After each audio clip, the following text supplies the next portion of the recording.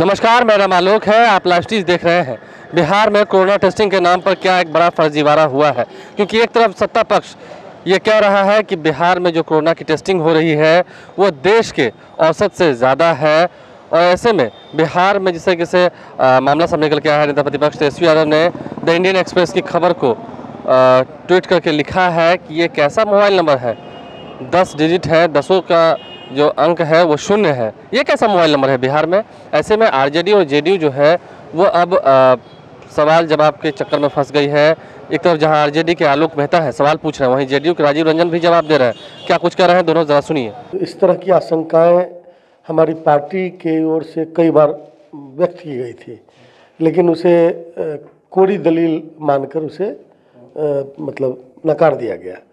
और यह बहुत दुखद बात है कि इतना लाइफ रिस्क जिस डिजीज़ की वजह से है, और उसमें जनता के बीच सिर्फ अपने आंकड़े दिखाकर अपनी उपलब्धि दिखाने की कोशिश की जा रही है, जबकि रियल सेंस वैक्सीन लोगों को पड़ना चाहिए था। अब सोचिए कि 2 करोड़ से अधिक लोगों को वैक्सीन दिए जाने की बात कही जा रही है, टेस्टिंग। तो अब उसमें बहुत सारा आंकड़ा ऐसा हो सकता है। जब इक्का दुक्का सैंपल चेक करने पर ये स्थिति है तो बहुत सारे, अब उन लोगों को तो वैक्सीन पड़ेगा नहीं, फिर दोबारा पड़ेगा भी नहीं। दूसरी बात है कि किसी की भी वजह से इस तरह के आंकड़े पेश किए गए और काम नहीं किया गया, वो सारे लोग सजा के भागी हैं। और सरकार को तत्काल, वैसे तो ये सरकार की ही गलती है, लेकिन मुख्यमंत्री नीतीश कुमार कह रहे थे, हमारे पास बयान भी है, हमने चलाया भी है, कि बिहार जो है वो टेस्टिंग के मामले में देश के औसत दर से सबसे आगे। अब चोरी करके लोग टॉप करने वाला जो सीन होता है, उसी तरह का काम सरकार कर रही है। कुछ भी करके टॉप है और देश में सबसे आगे है, इस तरह की बातें बोलकर सरकार जनता को ब्लफ नहीं दे सकती। जनता इस मामले में पूरी तरह समझदार है, और आप लोग के द्वारा पेश किए गए आंकड़ों पर उसका जो बातें सामने आई हैं, क्या वो जनता नहीं देख रही होगी, सुन रही होगी? तो बहुत स्वाभाविक है कि जनता, जागरूक जनता के नज़र में उनका ग्राफ गिर रहा है।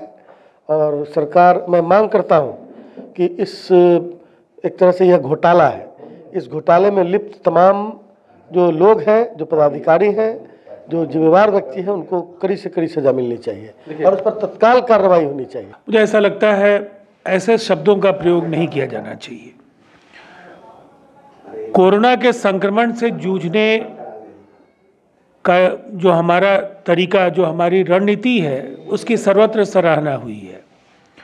और बिहार एक बड़ी आबादी का राज्य होने के बावजूद यहाँ संक्रमण को लेकर के जो तैयारियां थी, उन तैयारियों को लेकर किसी भी नसीहत या किसी सर्टिफिकेट के मुहताज हम अपने आप को नहीं मानते हैं। और हम मानते हैं कि हमने सर्वश्रेष्ठ प्रबंधन किया, चाहे वो अकाउंट में पैसे भेजे जाने का सवाल हो, अस्पतालों का प्रबंधन हो, क्वारंटाइन से लेकर के जो उन्हें इस विभीषिका से उनकी जांच पड़ताल को लेकर के जो भी तैयारियां थी वो मुकम्मल रही हैं। और अब जो सवाल खड़े किए जा रहे हैं वो पूरी तरह से सियासत से प्रेरित है। अभी टीकाकरण को लेकर के भी जो लक्ष्य पहले चरण का रहा है, उसमें हम कह सकते हैं कि देश में अव्वल नंबर पर हम हैं, तो फिर ऐसे आरोपों का कोई औचित्य नहीं है। आखिरी सवाल आपसे यही है कि बिहार को लेकर अक्सर ये बातें होती थी, तेजस्वी यादव वीडियो शेयर कर रहे हैं कि हमने विधानसभा में कहा था कि कोरोना को लेकर घोटाला हो सकता है, तो उनके सवालों का कोई जवाब? देखिए, वो बिहार की सरकार की तारीफ करें, इसकी उम्मीद तो बिहार की जनता को भी नहीं है। दरअसल बिहार का विपक्ष रचनात्मक तौर पर सहयोग करने का कभी पक्षधर नहीं रहा है। वो अनावश्यक बाल की खाल निकालने वाले लोग हैं। जनता को नीतीश कुमार जी पर भरोसा है, और इसीलिए वो बार बार अगर चुनती है, नीतीश कुमार जी के नेतृत्व में सरकार बनाती है और जनादेश देती है, उसका एकमात्र कारण है कि नीतीश कुमार जी के राज्य में पारदर्शिता और न्यायप्रियता को लेकर के कभी कोई सवाल नहीं खड़ा हुआ है। तो आपने सुना बिहार के कोरोना घोटाले पर क्या कुछ कह रहे हैं आलोक मेहता। उन्होंने कहा कि ये फर्जीवाड़ा नहीं, एक बड़ा घोटाला है। वहीं दूसरी ओर राजीव रंजन जवाब दे रहे हैं कि नेता प्रतिपक्ष तेजस्वी यादव का काम है सरकार की बुराई करना, सरकार भले ही लाख अच्छे काम कर ले। बहरहाल आप लाइव से बने रहे, हमारे चैनल को सब्सक्राइब कर लें, साथ साथ फेसबुक पेज भी लाइक करें। धन्यवाद।